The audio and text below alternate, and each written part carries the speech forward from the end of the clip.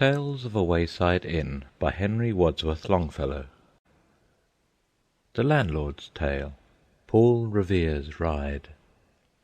Listen, my children, and you shall hear of the midnight ride of Paul Revere, on the 18th of April in '75. Hardly a man is now alive who remembers that famous day and year. He said to his friend, "If the British march by land or sea from the town to-night, hang a lantern aloft in the belfry arch of the North Church tower as a signal light, one if by land, and two if by sea, and I on the opposite shore will be, ready to ride and spread the alarm through every Middlesex village and farm, for the country folk to be up and to arm." Then he said good night, and with muffled oar silently rowed to the Charlestown shore, just as the moon rose over the bay, where swinging wide at her moorings lay the Somerset, British man of war, a phantom ship, with each mast and spar across the moon like a prison bar, and a huge black bulk that was magnified by its own reflection in the tide. Meanwhile his friend, through alley and street, wanders and watches with eager ears, till in the silence around him he hears the muster of men at the barrack door, the sound of arms and the tramp of feet, and the measured tread of the grenadiers marching down to their boats on the shore. Then he climbed to the tower of the church, up the wooden stairs with stealthy tread, to the belfry chamber overhead, and startled the pigeons from their perch on the sombre rafters, that round him made masses and moving shapes of shade, up the trembling ladder, steep and tall, to the highest window in the wall, where he paused to listen, and look down a moment on the roofs of the town, and the moonlight flowing over all.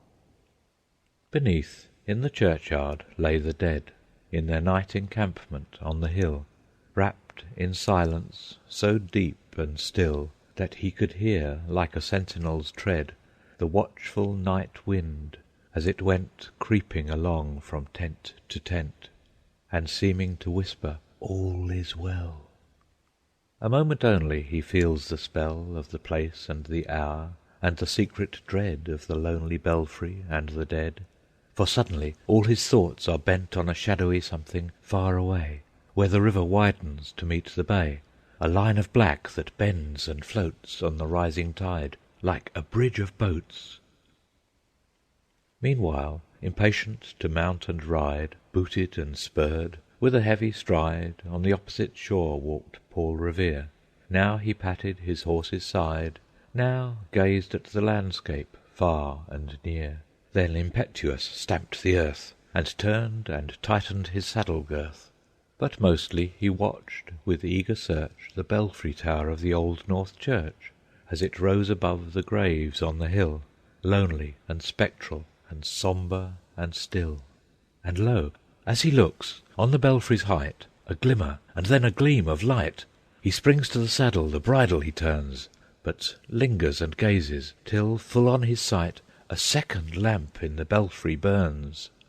A hurry of hoofs in a village street, a shape in the moonlight, a bulk in the dark, and beneath, from the pebbles, in passing, a spark, struck out by a steed flying fearless and fleet. That was all, and yet through the gloom and the light the fate of a nation was riding that night. And the spark struck out by that steed in his flight kindled the land into flame with its heat. He has left the village and mounted the steep, and beneath him, tranquil and broad and deep, is the mystic, meeting the ocean tides, and under the alders that skirt its edge, now soft on the sand, now loud on the ledge, is heard the tramp of his steed as he rides. It was 12 by the village clock when he crossed the bridge into Medford town. He heard the crowing of the cock and the barking of the farmer's dog, and felt the damp of the river fog that rises after the sun goes down.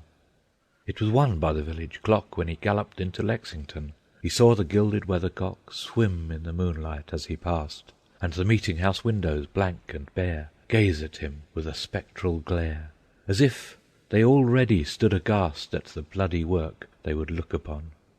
It was 2 by the village clock when he came to the bridge in Concord town. He heard the bleating of the flock, and the twitter of birds among the trees, and felt the breath of the morning breeze blowing over the meadows brown, and one was safe and asleep in his bed who at the bridge would be first to fall, who that day would be lying dead, pierced by a British musket ball.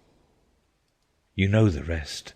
In the books you have read how the British regulars fired and fled, how the farmers gave them ball for ball from behind each fence and farmyard wall, chasing the redcoats down the lane, then crossing the fields to emerge again under the trees at the turn of the road, and only pausing to fire and load.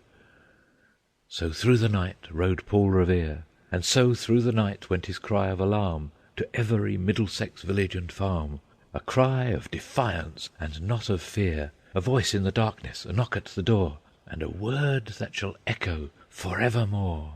For borne on the night wind of the past, through all our history to the last, in the hour of darkness and peril and need, the people will waken and listen to hear the hurrying hoof-beats of that steed, and the midnight message of Paul Revere. Interlude.